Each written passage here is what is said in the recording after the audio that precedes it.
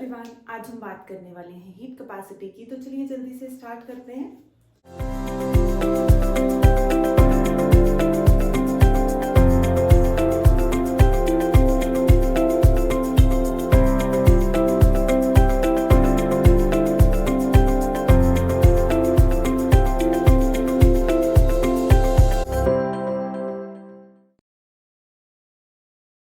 सबसे पहले हम बात करेंगे हीट की। तो हमने पढ़ा है हीट क्या है, it is the transfer of energy. तो अगर हमारे पास एक कंटेनर है, उसमें हमने कोई सब्सटेंस रखा है, उसमें जो भी टेम्परेचर पे वो सब्सटेंस होगा उसी हिसाब से जो पार्टिकल्स हैं वो वाइब्रेट कर रहे होंगे। अगर जो सब्सटेंस है वो 25 डिग्री सेल्सियस पे है और दूसरी साइड हम एक और कंटेनर ले रहे हैं, उसमें हमने जो रखा है वो 50 डिग्री सेल्सियस पे है, तो जो 50 डिग्री सेल्सियस वाले पार्टिकल्स होंगे उनकी जो वेलोसिटी है वो ज्यादा होगी, उनकी जो काइनेटिक एनर्जी है वो ज्यादा होगी। तो बेसिकली जो हीट है वो हमारे पास क्या है, sum total of all the energies of the particles. वो वाइब्रेट करेंगे, वो चाहे ट्रांसलेटरी मोशन हो, चाहे हमारे पास वाइब्रेटरी मोशन हो या रोटेशनल मोशन हो। तो हीट बेसिकली हमारे पास क्या हो जाता है, sum total of all the energies. तो यहाँ पे हीट क्या है, अगर हम दो कंटेनर्स को पास लेके आते हैं तो हमारे पास एक 25 डिग्री सेल्सियस था, दूसरा 50 डिग्री सेल्सियस था। तो 50 डिग्री सेल्सियस वाले जो पार्टिकल्स हैं वो थोड़ी सी अपनी एनर्जी ट्रांसफर करना स्टार्ट करेंगे to the container having the substance at 25 degree Celsius. तो मींस 50 से 25 तक का जो ये ट्रांसफर हो रहा है एनर्जी का, वो हमारे पास क्या है, हीट है। सो बेसिकली जो हमारे पास हीट है वो क्या है, it is the transfer of energy. तो यहाँ पे हम बात करेंगे स्पेसिफिक हीट की। स्पेसिफिक हीट क्या है, it is the amount of heat required to raise the temperature of unit mass of substance through 1 degree. अब यहाँ पे कुछ कीवर्ड्स हैं हमारे पास। स्पेसिफिक मींस हम स्पेसिफाई कर रहे हैं कि जो भी हम मास लेंगे वो यूनिट होगा, ईदर 1 kg या 1 ग्राम्स। तो हमारे पास जो भी हम क्वांटिटी ले रहे हैं वो कितनी होगी, यूनिट होगी। तो हमने सब्सटेंस कंसिडर किया कोई भी, मान लो उसकी जो हमारे पास मास है वो कितना है, 1 kg है। मान लो हमने वाटर ले लिया, वाटर लिया है, वाटर में अब इसका जो टेम्परेचर है वो इनिशियली है 14.5 डिग्री सेल्सियस। हम उसको रेज करेंगे 14.5 से, ये स्टैंडर्ड वैल्यू है इसीलिए इसकी बात कर रहे हैं। 14.5 डिग्री सेल्सियस से 15.5 डिग्री सेल्सियस तक तो हमें इसको कुछ हीट प्रोवाइड करनी पड़ेगी। तो वो जो यूनिट से चेंज लेके आना है, यूनिट टेम्परेचर का जो चेंज प्रोड्यूस करना है, कैसे, by giving some heat to this container. अब हमने ये बॉडी ली, हमने एक कंटेनर लिया, उसमें हमने वाटर लिया, हमने बोला जो उसका मास है वो 1 kg है। हम क्या कर रहे हैं, उसको हीट प्रोवाइड कर रहे हैं। तो हीट प्रोवाइड करने से जो टेम्परेचर है वो कितना जाना चाहिए, 14.5 से 15.5 हो जाना चाहिए। So this is basically the change in temperature. वो कितना है हमारे पास, 1 डिग्री सेल्सियस। यूनिट मास है, 1 डिग्री सेल्सियस से टेम्परेचर राइज हो रहा है, तो कितनी हीट वाटर को चाहिए। तो वाटर को हीट कितनी चाहिए, जो हमारे पास ये सब्सटेंस का जो मास जो हमारी टेम्परेचर है वो 14.5 से 15.5 डिग्री सेल्सियस बन जाए। So this is basically the specific heat. कितनी हीट की रिक्वायरमेंट होगी अगर किसी भी सब्सटेंस को हमें 1 डिग्री सेल्सियस उसमें टेम्परेचर चेंज प्रोड्यूस करना है, बट द कंडीशन इज कि उसका मास जो है वो कितना होना चाहिए, यूनिट। यूनिट मींस हमारे पास ये जो हमने मेंशन किया, unit mass of the substance कितने से चेंज करना है, 1 डिग्री से। अब हमारे पास जो स्पेसिफिक हीट है वो किन चीजों पे डिपेंड करती है। नंबर 1, हमने कौन सा सब्सटेंस लिया है उस पे डिपेंड करेगी। तो बेसिकली नेचर पे डिपेंड करेगी, वाटर है या कोई और है हमारे पास, तो सब्सटेंस टू सब्सटेंस जो हीट है वो वेरी कर जाएगी। सेकेंडली हमारे पास टेम्परेचर पे डिपेंड करेगी, उसका इनिशियल टेम्परेचर कितना था, आपने उसमें कितना चेंज लेके आना है। तो ये हमारे पास उसके टेम्परेचर पे भी डिपेंड करेगी और नेचर पे भी डिपेंड करेगी। तो स्पेसिफिक हीट क्या हो गई, कितनी हीट हम देंगे इसको कंटेनर को कि इसमें जो सब्सटेंस है उसका जो मास है वो यूनिट है और कितने से चेंज होगा, 1 डिग्री से उसमें चेंज आएगा। तो ये हमारे पास जो हीट, जितनी भी हीट यूज होगी वो है स्पेसिफिक हीट। अब यहाँ पे हम कुछ डिस्कस करते हैं। मान लो हमने एक कंटेनर में थोड़ा कम पानी लिया है, एक कंटेनर में थोड़ा सा ज्यादा ले लिया। दोनों का टेम्परेचर मान लो इनिशियली है 30 डिग्री सेल्सियस, 30 से लेके जाना है 60 पे। तो हीट की रिक्वायरमेंट किसको ज्यादा होगी, ये चीज तो हमें क्लियर है। ऑब्वियसली जिसका मास ज्यादा होगा उसको हीट ज्यादा लगेगी। अब यहाँ पे हमारे पास हमने इसको भी हीट दी, हमने इसको भी हीट दी, दोनों को हीट प्रोवाइड की, बट ये जो 30 से 60 जाना है, इसमें हमारे पास कम सब्सटेंस है तो ये जल्दी हो जाएगा हीट। लेकिन यहाँ पे जो हमारे पास सब्सटेंस है उसकी क्वांटिटी कंपैरेटिवली ज्यादा है दूसरे से, तो इसको जो हीट लगेगी वो थोड़ी ज्यादा लगेगी।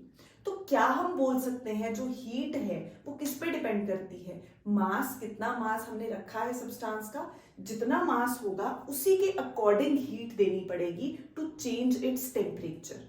तो पहला फैक्टर आ गया कि ये जो हीट है this is directly proportional to the mass of the substance.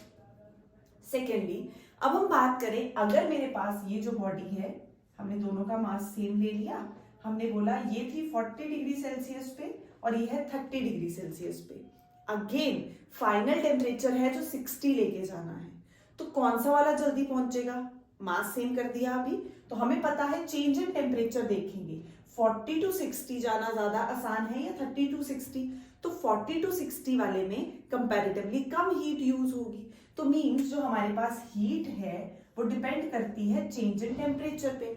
जितना ज्यादा आपने चेंज इन टेम्परेचर प्रोड्यूस करवाना है उतनी ज्यादा हीट की रिक्वायरमेंट होगी। तो हीट कौन से फैक्टर्स पे डिपेंड की, हीट एक तो डिपेंड कर रही है मास पे कि कितना सब्सटेंस आपने लिया है, अगर कम है तो कम हीट चाहिए, अगर ज्यादा है तो ज्यादा हीट चाहिए टेम्परेचर चेंज प्रोड्यूस करवाने में। सेकेंडली डिपेंड करेगा चेंज इन टेम्परेचर पे, 40 टू 60 में कम हीट लग रही थी बट 30 टू 60 में ज्यादा लग रही है, क्योंकि इसका चेंज इन टेम्परेचर ज्यादा है और 40 टू 60 वाले का चेंज इन टेम्परेचर कम है। तो हीट डिपेंड की मास पे, हीट डिपेंड की चेंज इन टेम्परेचर पे। अगर हम इन दोनों को कंबाइन कर दें तो हमारे पास आ जाएगा m delta T. Removing this proportionality sign हम एक कांस्टेंट इंट्रोड्यूस करवाएंगे जिसको हम यहां बोलेंगे स्पेसिफिक हीट कैपेसिटी। तो स्पेसिफिक हीट कैपेसिटी हमारे पास क्या आ गई, रिलेशन आया, जो हीट है that is equal to mc delta T, ci specific heat capacity, जिसको हम लिख सकते हैं delta Q upon m delta T, heat mass temperature. तो मींस हमारे पास स्पेसिफिक हीट कैपेसिटी, अगर हम यहाँ पे यूनिट मास ले लेते हैं, टेम्परेचर चेंज जो है वो भी यूनिट कर देते हैं, तो specific heat capacity is equal to the amount of heat required to raise the temperature of unit mass through 1 degree. तो स्पेसिफिक हीट कैपेसिटी किसके इक्वल आ जाएगी हमारे पास, अमाउंट ऑफ हीट के इक्वल आ जाएगी। अब जो वाटर है उसकी स्पेसिफिक हीट कैपेसिटी हमारे पास कितनी होती है, 4.2 जूल पर ग्राम डिग्री सेल्सियस। अगर हम ले 1 ग्राम सब्सटेंस तो कितनी हीट चाहिए 1 डिग्री सेल्सियस से चेंज प्रोड्यूस करने के लिए, 4.2। हमने 1 मान लो, ये जो हमने है 1 ग्राम लिया है, तो 1 ग्राम वाटर में हमें कितनी हीट की रिक्वायरमेंट होगी 1 डिग्री से टेम्परेचर चेंज करने के लिए, तो वो होगा 4.2 जूल। वहीं अगर हम 1 kg ले लें तो हमारे पास आ जाएगा 4182 joule per kg degree Celsius. तो मींस अगर इसको 1 कर दें तो स्पेसिफिक हीट किसके इक्वल आएगी, amount of heat required to raise the temperature of unit mass by 1 degree Celsius. तो यहां से हीट का रिलेशन कितना आ गया, amount of heat required to raise the temperature of mass m through delta t is del q is mc delta t। तो ये हमारे पास एक बहुत इंपॉर्टेंट रिलेशन है, हम काफी जगह न्यूमेरिकल्स में इसको यूज करते हैं कि कितनी हीट एब्जॉर्ब की या रिलीज की हमारे सब्सटेंस ने। तो delta q is mc delta t, हम ये फॉर्मूला यूज करेंगे। नेक्स्ट, अब इसके बाद हमारे पास आ जाता है मोलर स्पेसिफिक हीट। वो थी स्पेसिफिक हीट, स्पेसिफिक मींस हम स्पेसिफिक थे कि हमने यूनिट मास लिया है। मोलर में अब एक वर्ड ही तो आगे ऐड हुआ है, बाकी सब सेम जाएगा। मोलर में जो सब्सटेंस का मास है वो हमारे पास कितना होने वाला है, 1 मोल। तो मींस यहाँ पे जो हम चेंज करेंगे, it is the amount of heat required to raise the temperature of 1 mole of substance. वहां हमने बोला था यूनिट मास था, अब यहाँ यूनिट मास को कौन रिप्लेस करेगा? अगर हम कितना सब्सटेंस ले रहे हैं, 1 मोल ऑफ सब्सटेंस ले रहे हैं, तो हमें 1 डिग्री से अगेन टेम्परेचर चेंज लेके आना है। तो ये जो हीट होगी ये कौन सी होगी? मोलर स्पेसिफिक हीट होगी। तो सेम ये भी डिपेंड करती है नेचर ऑफ द सब्सटेंस पे और टेम्परेचर पे। जैसे जो वाटर है हमारे पास, वाटर की स्पेसिफिक हीट कैपेसिटी कितनी आई थी? 4.2 जूल पर ग्राम डिग्री सेल्सियस। अब हम ले रहे हैं मोल्स में मोलर स्पेसिफिक हीट। तो अगर हमारे पास सिमिलरली करके हम बता सकते हैं delta Q amount of heat जो है that is required to change the temperature, raise the temperature of n moles of substance, कितना? through delta T। तो हम कैपिटल थोड़ा सा बड़ा C ले रहे हैं, वहां हमने स्मॉल c यूज किया था, is equal to del Q upon n represents number of moles, और यहाँ आ गया चेंज इन टेम्परेचर। तो डेफिनेशन के अकॉर्डिंग अगर हम चेंज इन टेम्परेचर 1 ले लें, नंबर ऑफ मोल्स 1 ले लें, तो हमारे पास जो स्पेसिफिक हीट कैपेसिटी कौन सी? मोलर स्पेसिफिक हीट कैपेसिटी है, वो किसकी इक्वल आएगी? Again amount of heat required to raise the temperature of 1 mole of substance through 1 degree Celsius. तो यहाँ भी 1 ले लेंगे, तो this C is also equal to delta Q। तो यहाँ पे C का जो SI यूनिट हमारे पास मोलर स्पेसिफिक हीट का joule, mole inverse, kelvin inverse, वहां कितना था? वहां हमने बोला जूल, इसका जूल हो गया, मास का केजी इनवर्स, केल्विन इनवर्स, या हो सकता है CGS, कैलोरी, जूल की जगह आ जाएगा कैलोरी, केजी की जगह आ गया ग्राम और डिग्री। तो हमारे पास सेम यहाँ इसका यूनिट बन जाएगा joule, mole inverse, kelvin inverse, और ये आ जाएगा calorie, mole inverse, degree Celsius inverse, कौन सा? CGS। सेम हम इसका रिलेशन ले सकते हैं, हीट कितनी होगी? Amount of heat required to raise the temperature of n moles of substance through delta T। तो हमारे पास del Q is equal to NC। C क्या है? Molar specific heat. तो एक रिलेशन बना del Q is MC delta T, एक हो जाएगा NC डेल्टा T। अब हमारे पास एक बहुत इंपॉर्टेंट नोट है, heat capacity is equal to mass into specific heat. Heat capacity means हम इसमें स्पेसिफाई नहीं कर रहे कि हमारे पास कितना मास है। तो amount of heat required to raise the temperature through 1 degree Celsius, कुछ भी मास हो सकता है, यूनिट नहीं ले रहे। स्पेसिफिक में हमने स्पेसिफाई किया था कि हमारे पास कितना मास होगा? यूनिट मास होगा।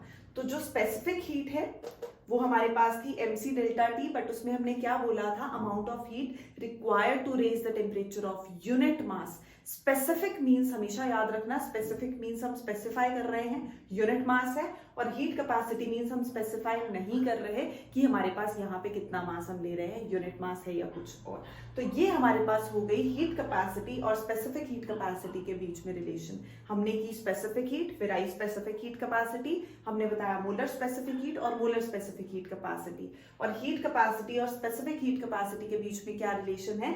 Heat capacity is mass into specific heat capacity. Bye. Don't forget to follow Physics with Aruna for more.